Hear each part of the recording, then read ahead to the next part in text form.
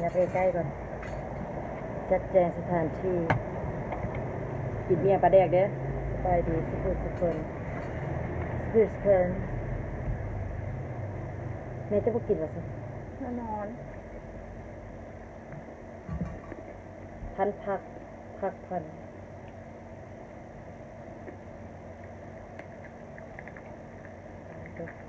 คือสิกรอบแฮงจะไปตลาดมาป่ะ คอยอาบน้ำแล้วคอยเอาไปแล้วคอยเอามาแต่ง ดีมาแม่เซียวพักปลอดสารพิษอยู่เฮือนเนาะกินแล้วกินอีก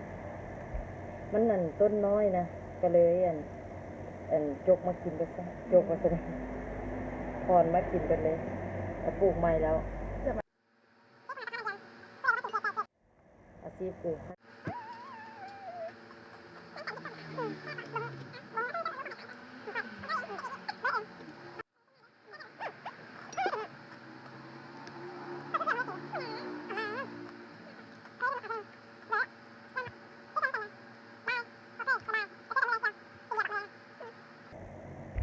จะกินเบียร์อยู่เลยไม่อยากกินน้ำจักคน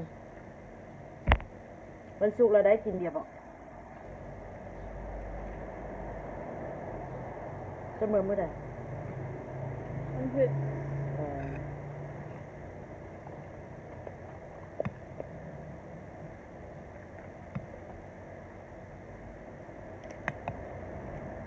คนสวยของมึงมี5,000 คนพุ่น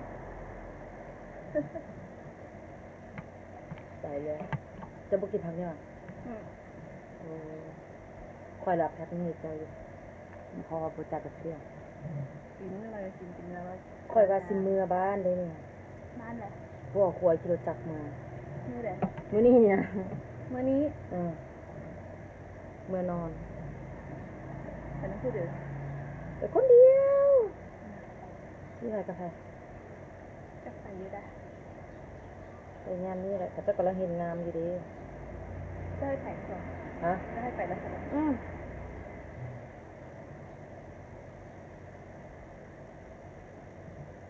เจ้าชุดนี้คือเคียมมาไหน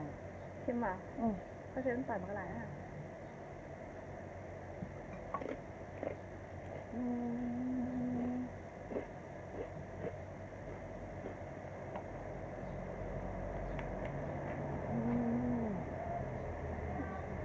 อะไรกินก็แช่ไว้ครับ จัก เค็ เจ้าม แห้งมาละ จำมันหนึ่งกับบเค็มกันจำหลายกับเค็ม เพราะเมี่ยงเงินประเด็ก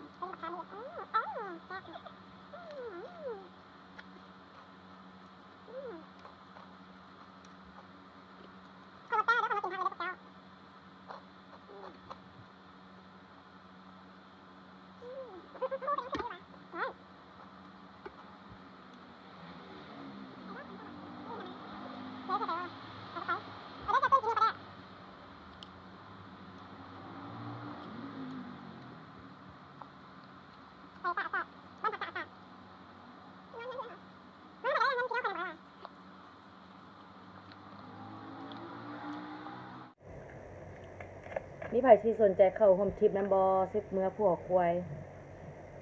เมื่อลิ่นผัวควายเด้อไปบอไปนอนตากอากาศอยู่ถึงภู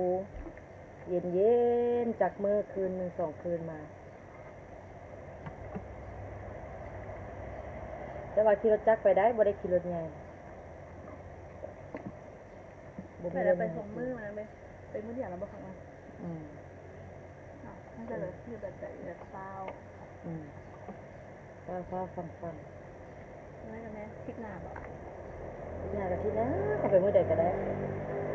ทิกหน้าไปงานวันพฤหัสไปโอนงานวันพุธ บอกไปสิ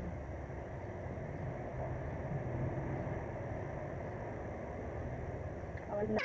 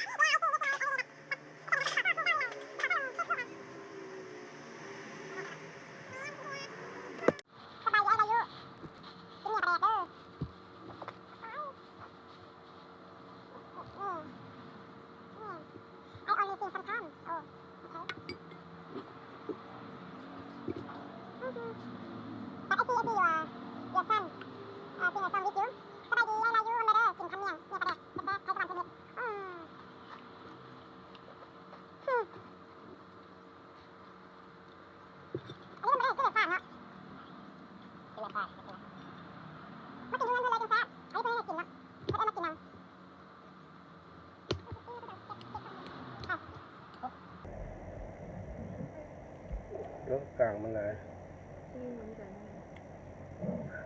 เรียกคำน้อยๆเดอย่าตัดชิ้นส่วนออกมา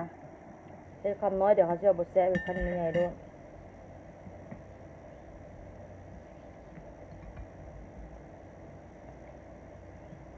ผู้สาวงามต้องกินคำใหญ่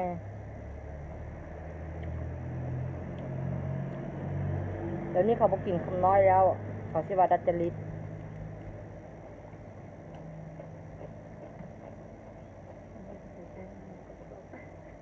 ฮะมากินพี่เด้อเหยียงเด้อไอ้ข่าวเราเฮ็ดแซ่บแซ่บไอ้ข่าวเด้อเมื่อนี้เพิ่นมาแต่เมืองสร้างทองเพิ่นอยากกินเพิ่นก็เลยเอิ้นมากินนำบุ้ยเพิ่นกินเป็นโมซะดิบุ้ยให้กินเป็นโมบ่มี บ่มีเชี่ยวชาญว่าซั่นเชี่ยวชาญในการกินมาไล่สดนั่นว่าคันแซ่บแท้เพิ่นสิเฮ็ดขายว่าซะเด้บ่ฮู้ว่าสิไปซื้อนำบ่เนาะคันมีคนซื้อเพิ่นสิเฮ็ดขายว่าซะเด้เฮ็ดทุกอันทุกแนวช่วงนี้โควิดเฮ็ดได้เบิดขายไปเบิดอันไหนก็สิขายทั้งยินกับเจ้ารุ่นเดียวกันบ่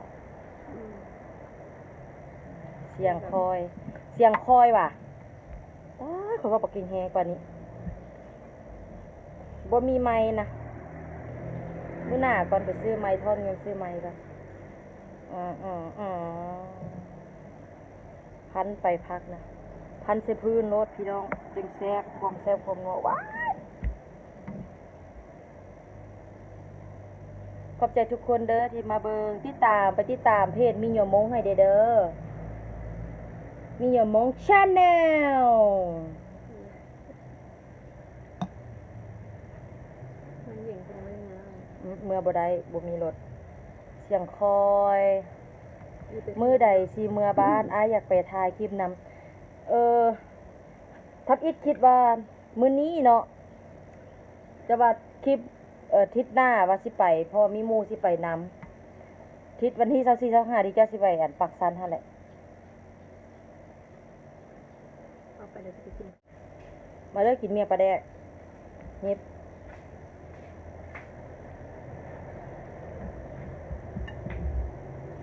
กินไปอ๋อ